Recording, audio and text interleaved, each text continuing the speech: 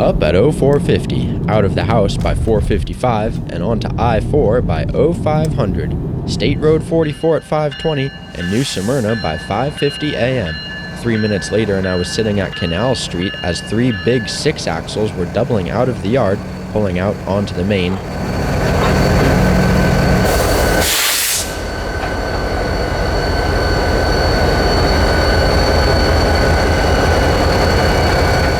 Back into a yard track down the way.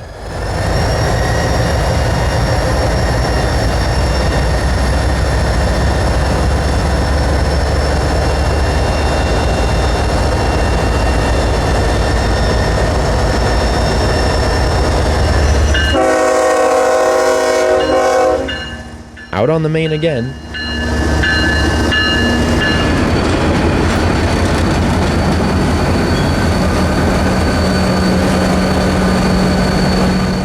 And back onto their third block of cars. Once that was taken care of, there was brake testing to be done, allowing me to jump north a couple miles. This morning's 230 was running about an hour behind, making for a sunrise departure through Spruce Creek.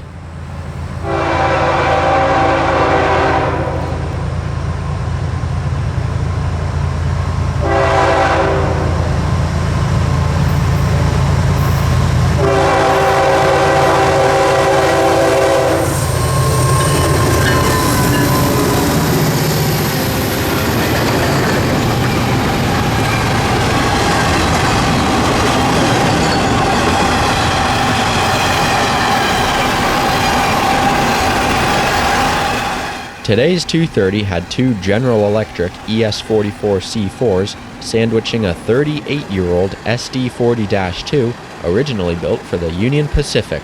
Acquired by the FEC in the early 2000s, these powerhouses have been outshone time and time again by the newer GEVOs. However, the tables are turned this morning as both GE and EMD Power lug 133 mixed cars north to Jacksonville. 230 is one of the few trains on the FEC that is predominantly manifest, with the other being 202. Since 202 handles traffic from South Florida, 230 does the same with traffic from Titusville, Cocoa Beach, New Smyrna, Daytona, and Ormond. 226 was creeping right up on 230, and I couldn't even get halfway to the yard before he did the same to me. They were pulling to a stop in order to drop off these rock hoppers, handled by the yard crew getting ready behind them.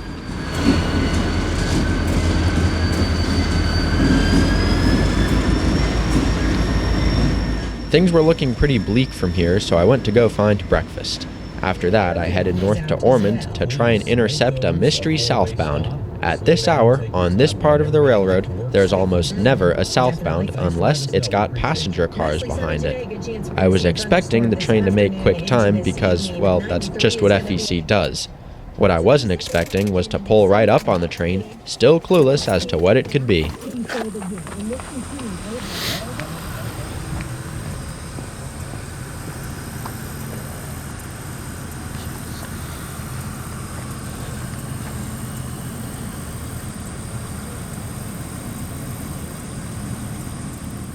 Like I said, I was expecting a passenger train, maybe a company special or something of the sort. What I wasn't expecting was to zoom in on this, the Norfolk Southern Geometry train holding the main, while 230 was running around on track 2. Every so often, the NS Geometry train is called upon by FEC to survey their main line, making sure it's up to operational standards. Due to cab signaling, only FEC locomotives can lead this venture, making for quite an eye-catching consist.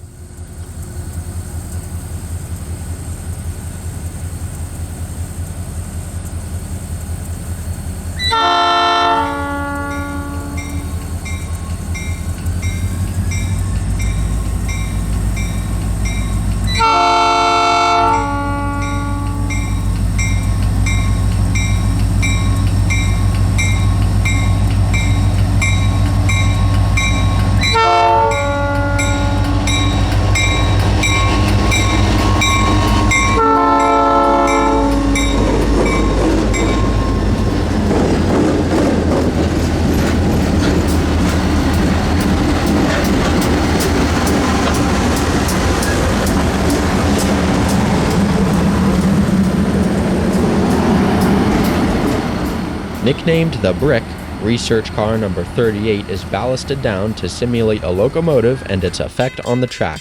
It's a rolling brick.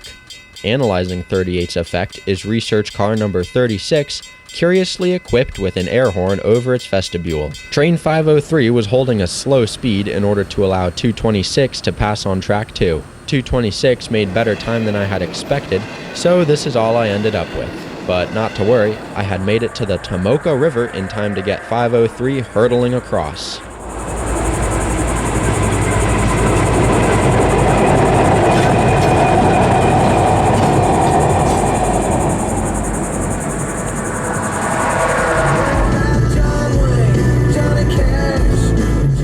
I knew I couldn't catch back up to the GO train, so I drifted south to New Smyrna where I stumbled upon an old favorite.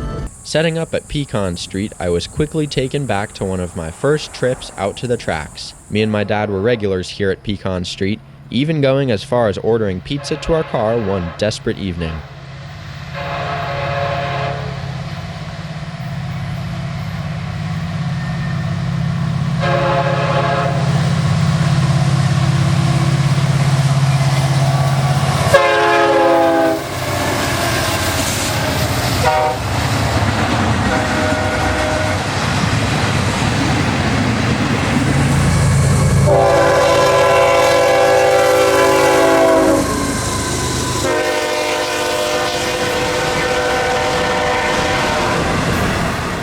Choosing Pecan Street for today's final shot wasn't a coincidence. I wanted to bring many years of rail fanning full circle, watching my final train before I go off to college in one of the spots my passion for the hobby was first sparked. Thanks for rail fanning with me today. I hope you've enjoyed my high school years of train watching as much as I have.